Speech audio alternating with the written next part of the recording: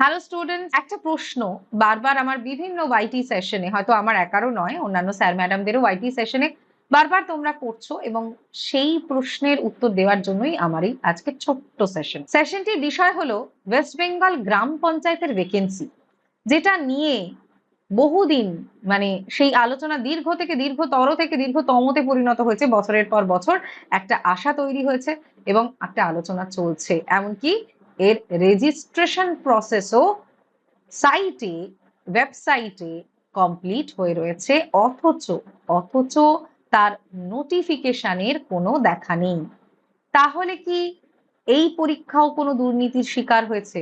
তাহলে কি এই পরীক্ষা হওয়ার কোনো সম্ভাবনা নেই রেজিস্ট্রেশন হওয়া সত্ত্বেও? তাহলে কি চুপি চুপি নিয়োগ প্রক্রিয়া সম্পন্ন হয়ে গেছে বিভিন্ন জেলায়? এক একটি প্রশ্নের উত্তর আমি দেব।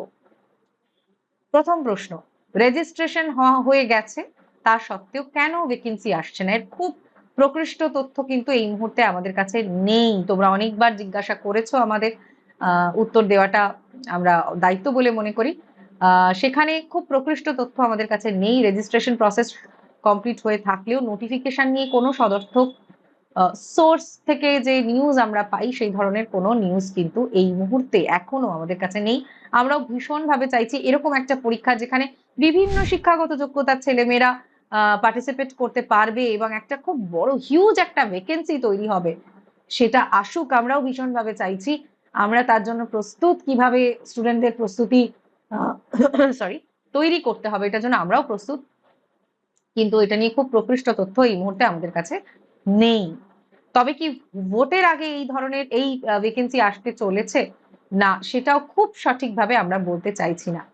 একটা সম্ভাবনা অবশ্যই দেখা দিচ্ছে যে বিভিন্ন জেলায় জেলায় হয়তো রিক্রুটমেন্ট হয়ে গেছে, কিন্তু খুব সঠিক তথ্য ছাড়া এই ধরনের মন্তব্য করাটাও হয়তো ঠিক নয়। আমরা আশাবাদী থাকবো, কিন্তু খুব আশা রাখারও জায়গা নেই যে খুব সাম্প্রতিক সময় বা একদম খুব তাড়াতাড়ি এর নোটিফিকেশন আসতে চলেছে। এই কথাটা বলার যথার্থ সত্য বা যথার্থ সূত্র কিন্তু এখনো আমাদের হাতে নেই।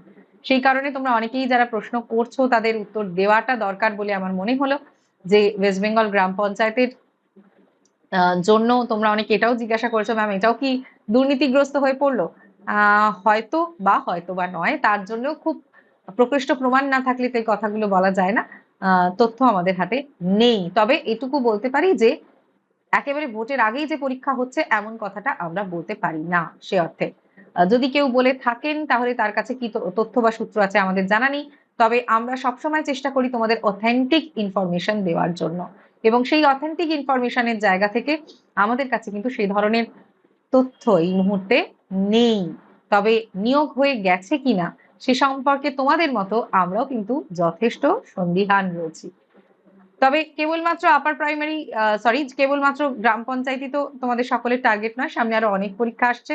আপার প্রাইমারির একটা সম্ভাবনা অবশ্যই তৈরি হয়েছে। তাই তোমরা কিন্তু একেবারেই ভেঙে পড়ো না। যারা গ্রাম পঞ্চায়েতের জন্য প্রস্তুতি নিচ্ছিলে, এখন প্রস্তুতি অবশ্যই চালিয়ে যেতে পারো, কারণ একটা কমন প্রস্তুতি সবকিছুর জন্যই থাকে।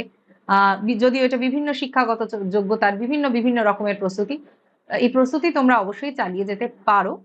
কারণ কোনো প্রস্তুতি থেমে থাকা উচিত নয়। কারণ সামনে আরো অনেক পরীক্ষা থাকছে, আপার প্রাইমারিরও একটা সম্ভাবনা রয়ে গেছে অবশ্যই। এক্ষেত্রে একটা সূত্র থেকে অবশ্যই আমরা জানতে পেরেছি যে সম্ভাবনা রয়েছে আপার প্রাইমারি ভোটের আগে আসার।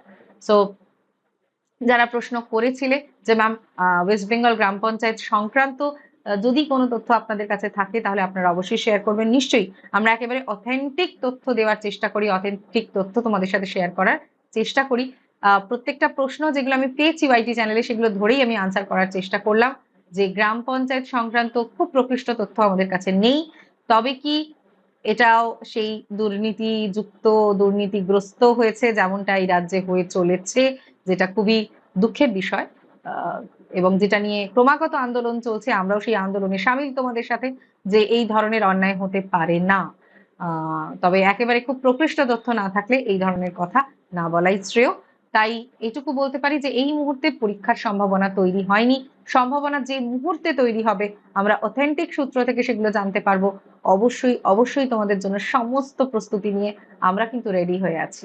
ওকে, সো থ্যাংক ইউ সবাইকে for watching textbook super coaching WBPSC। এবং টেক্সটবুক সুপার কোচিং বেঙ্গল।